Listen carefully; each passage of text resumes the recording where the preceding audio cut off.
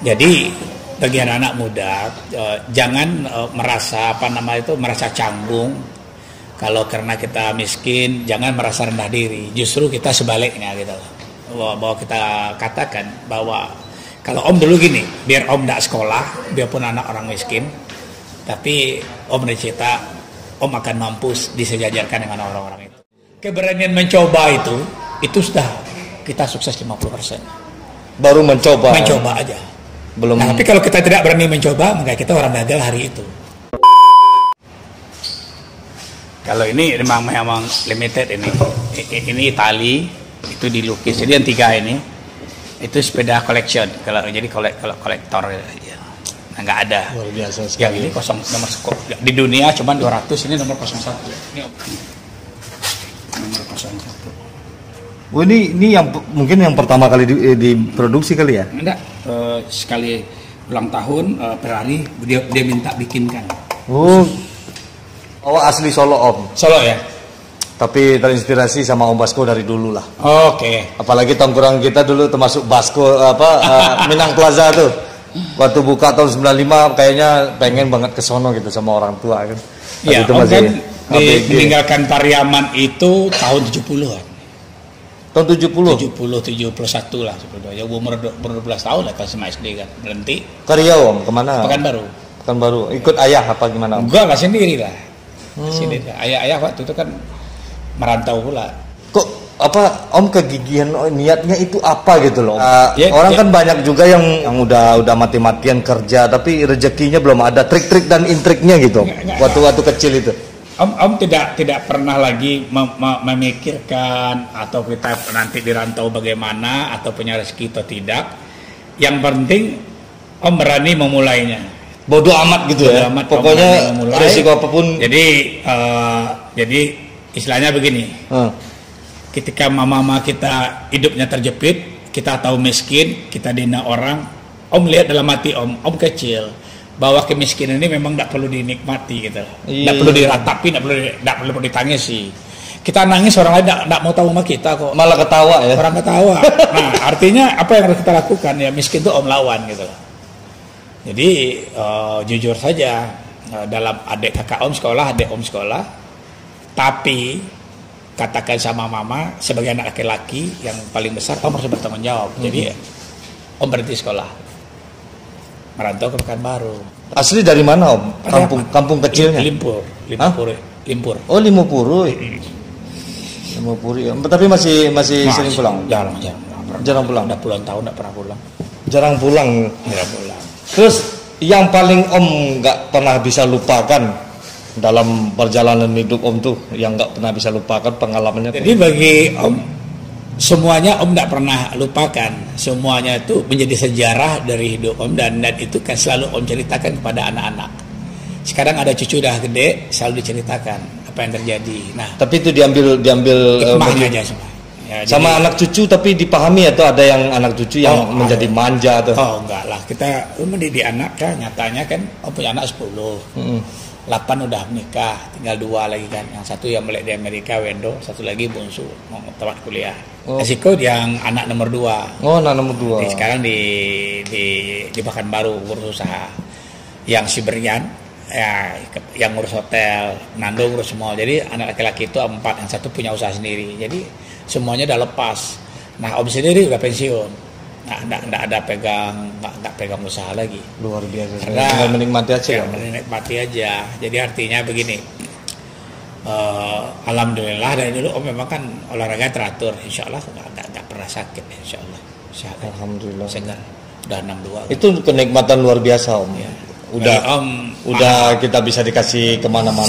Sehat lagi. Sehat itu mahal. Iya, sehat itu mahal. Sehat itu mahal. Ada yang udah hidupnya sulit malah sakit-sakitan ini yang udah mudah-mudahan. Ada orang banyak duit tapi sakit tuh apa? Iya. Sekarang Om pengen sepeda. Ibadah lancar Om ya. Lah, sepeda apa? Kita puasa nggak pernah lepas puasa. Jadi biarpun puasa nggak puasa tetap olahraga, tetap lari tiap hari. Tadi sama ibu kan. Ada cucu. Halo cucu. Cucu datang. Cucu datang.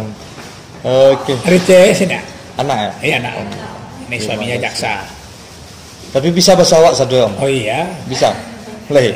Ini S2-nya di Melbourne. Oh iya, luar biasa sekali. Halo. Halo. Iya. Anaknya Om kayak orang Arab semua. Oke, itu pokoknya gini Om. Pesan-pesan Om buat anak-anak muda yang harusnya membangun Sumatera Barat. Ya, buat anak muda Sumatera Barat itu yang penting, kita orang Minang itu kan memang ditakdirkan sumber daya alam kita tuh kan tidak sebesar sumber alam katakan Riau. Oh iya betul. Jadi bagi anak-anak muda jangan merasa merasa canggung kalau karena kita miskin, jangan merasa rendah diri. Justru kita sebaliknya gitu. Bahwa kita katakan bahwa kalau Om dulu gini, biar Om tidak sekolah, biarpun anak orang miskin, tapi Om bercita Om akan mampu disejajarkan dengan orang-orang itu. Udah ada niat dari dulu. Udah ada niat, tekad kita. Jadi apapun yang Om lakukan, Om berani melakukannya. Pamannya satu contoh, berani merantau. Berani aja udah sukses kita. Berani kan? Berani itu udah sukses ya? Berani. 50% sukses. Yeah. Tapi kalau kita nggak merantau, kita gagal kan hari itu. Setelah sampai di rantau, Om berani tunjuk tangan di terminal, aku mau jadi kene oplet. Yeah. Dibawa orang, kita berani, kamu bisa. Kita bilang, saya bisa. Kita katakan, saya bisa. Ya apa aja kita harus bisa. Om. Tapi perjalanan hidup Om, saya rasain sendiri Om. Saya pertama datang emang jadi kenek juga. Tapi belum sampai kayak Om Basko. Mudah-mudahan nanti Om ya. Jadi seperti itu. Jadi artinya, bagi kita anak muda Medan, kalau memang nggak di kampung kita sulit, mungkin di rantau kita akan terbuka rezeki kita, dan kita harus berani merantau. Keberanian mencoba itu sudah kita sukses 50%. Baru mencoba aja. Belum. Nah, tapi kalau kita tidak berani mencoba, maka kita orang gagal hari itu. Hari itu langsung gagal. Kita kan. Benar. Kalau Om tidak berani merantau, Om jadi apa? Luar biasa. Suatu Om yang ikan oplet, berani jual petai, berani jual tukang jahit, segala macam melakukan. Tapi yang terkenal 3 itu tuh, oplet, tukang petai, tukang jahit. Ya emang itu. Dan Om berani merubah itu. Jadi dagang ondar, Belo Agat, Padang, sama juga. Om waktu sama Pak Sanasri Durin itu, Om lagi usaha apa itu? Oh, udah punya showroom mobil kan, kita punya showroom juga, udah kontraktor juga di Caltech. Nah, padahal waktu itu yang diundang tuh ada Pak Abdul Latif, dan Nasrul Kas, ada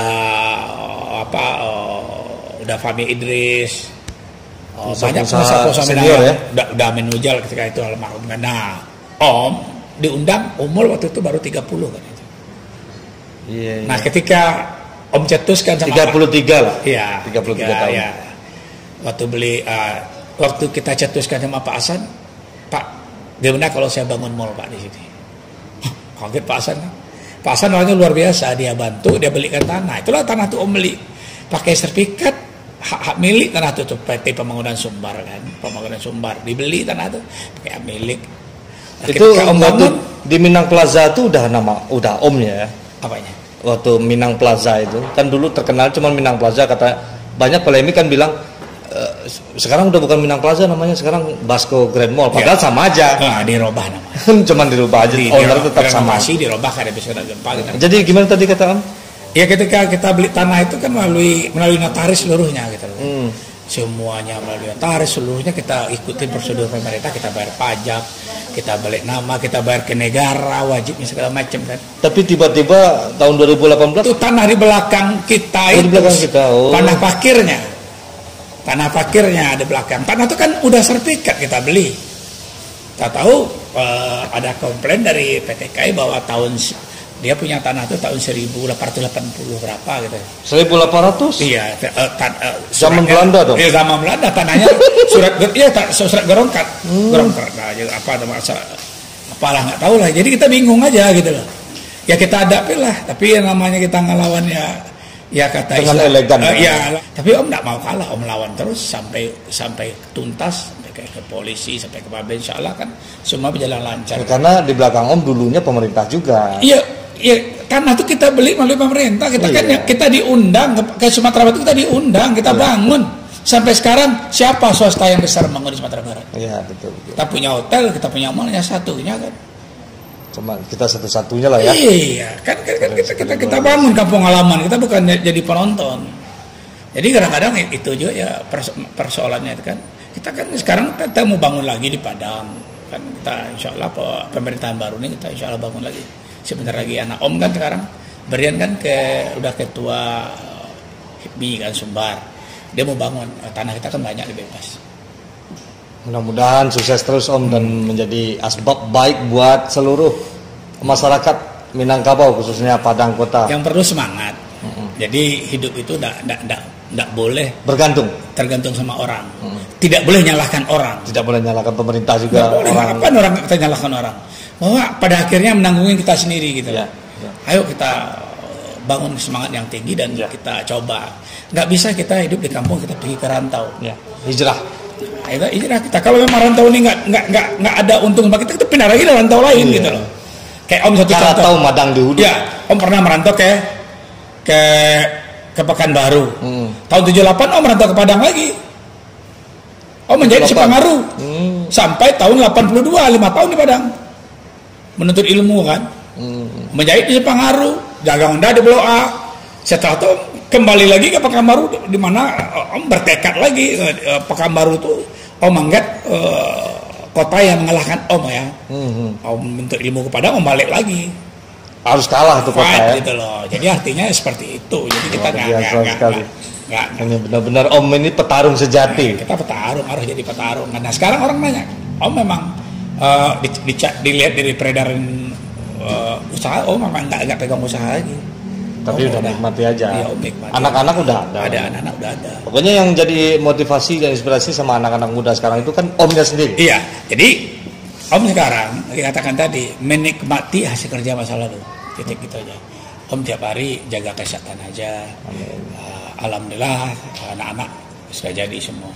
Okay. 8 cucu 18 kan, 18 cucu. Luar biasa sekali. Terima kasih banyak Om Basko udah dikasih kesempatan saya dapat Mulifa bersama tim. Mudah-mudahan doa kami semoga Om sehat selalu dan berkah selalu perjalanan hidupnya. Semuanya dikasih bahagia lah, anak sama cucu semuanya. Amin. Ya, terima kasih. Seperti biasanya, majulah Minangkabau, majulah Indonesia. Bersama saya Davan Mulifa dan di sebelah saya ada Om Basko, Om Basrial Koto. Oke. Selalu di Mulifa Channel. Assalamualaikum warahmatullahi wabarakatuh. Mantap Mulifa.